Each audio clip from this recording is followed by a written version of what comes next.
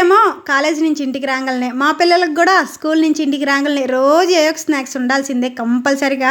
రోజు చేయాలంటే కుదరదు కదా, ఇంక అందుకని బూందీ మిక్చర్ అయితే చేశాను నిన్న. చాలా టేస్ట్గా ఉన్నాయి, చాలా బాగున్నాయి.